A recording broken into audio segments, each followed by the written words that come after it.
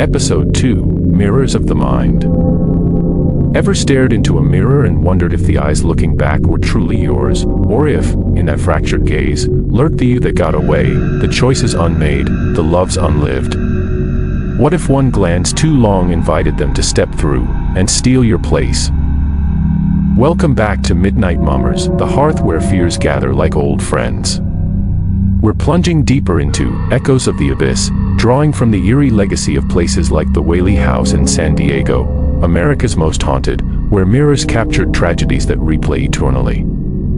For our global listeners from Tokyo to Toronto, this episode amps the psychological dread you crave, slow burn suspense that mirrors your own hidden regrets. If episode 1 left you glancing over your shoulder, this one will have you avoiding reflections altogether. 2 weeks blurred into a haze of forced normalcy after the manor. Alex threw himself into freelance deadlines, pixels blurring on his screen as he designed logos for faceless brands, anything to drown the echoes. Mia returned to her high school English classes, diagramming sentences for teens who rolled their eyes at Poe, but her smiles in the staff lounge felt borrowed. Their apartment in Williamsburg, a cozy loft with exposed brick and string lights, should have been sanctuary, but the walls seemed thinner now, as if the city's hum carried faint undercurrents of murmurs. It began innocuously, a flicker in the bathroom mirror one drizzly Tuesday morning. Alex, bleary from another night of fragmented sleep, leaned in to shave.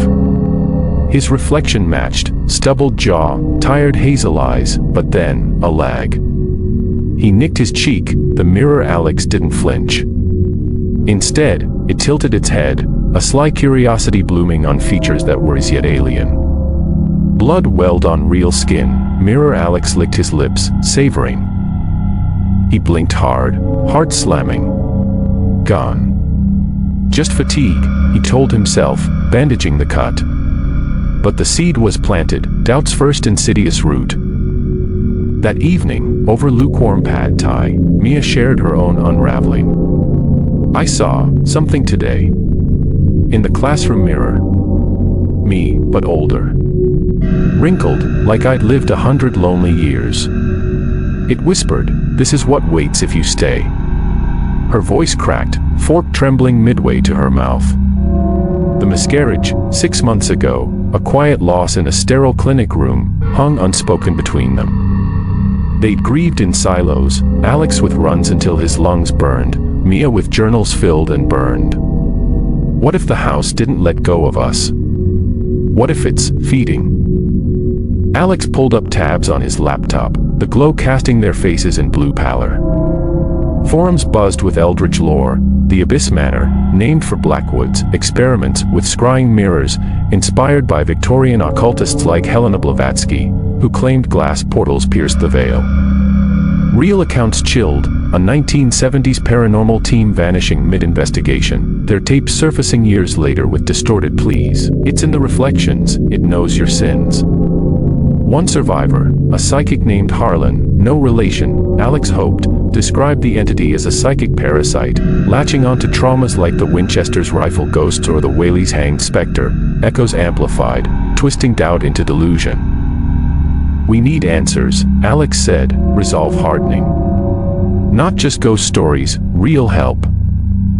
Dr. Elias Crow, a tenured folklorist at NYU with a sideline in anomalous phenomena, met them in a dimly lit cafe off Washington Square. Mid-50s, with wire-rimmed glasses and a salt and pepper beard scarred by what looked like acid burns, Crow sipped black coffee like it was absolution. The abyss isn't spectral fluff, it's a convergence point, he explained, voice gravel from too many late-night lectures. Like ley lines in British folklore, but here, it's emotional fault lines. The manor sits on one, Elias Blackwood drilled wells for his rails right through it, cracking reality. Whispers, that's the bleed. Mirrors. Gateways. It preys on what's unspoken, your sister's loss, Mia's grief. To fight it, confront the source. Return, find the prime mirror in the sublevels. But beware, it mirrors your psyche, fractures it until you can't tell self from shadow. Mia's fingers tightened on her mug. And if we don't? Crow's eyes darkened. It follows. Doppelgangers, glitches in the mundane. International cases abound, from Japan's Yuri in subway reflections to Mexico's Nawali shifting skins. It globalizes your hell. That night, the anomalies escalated. Mia's vanity mirror fogged without breath, skeletal fingers tracing, join Eleanor in the mist. Alex's phone camera, aimed experimentally, captured his face elongating, eyes blackening like voids.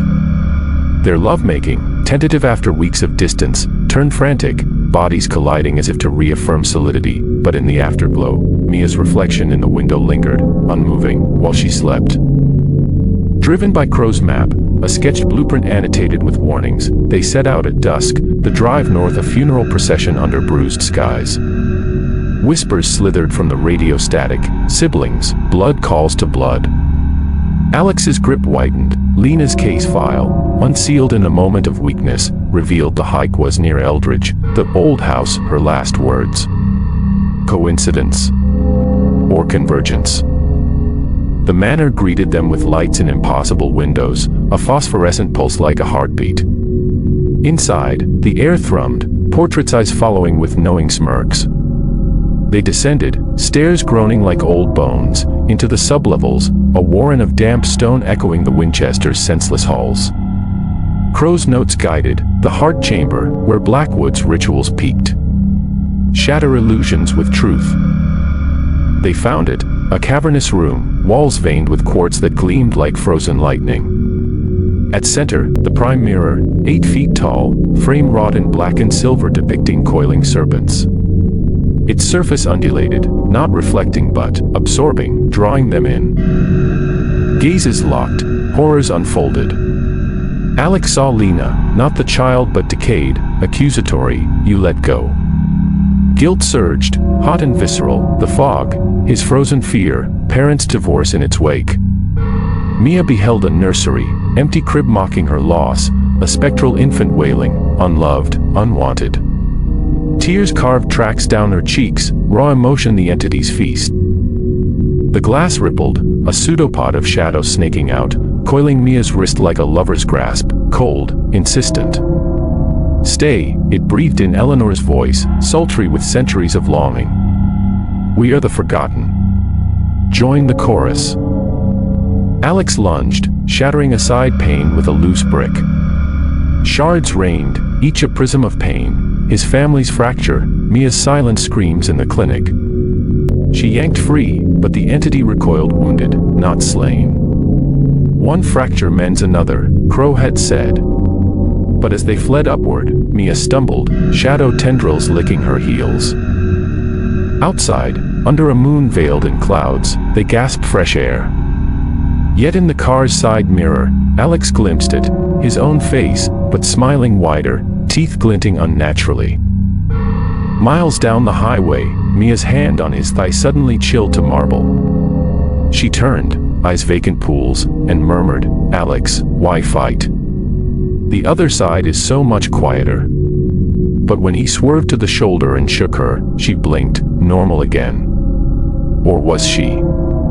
In the rear view, her reflection waved goodbye.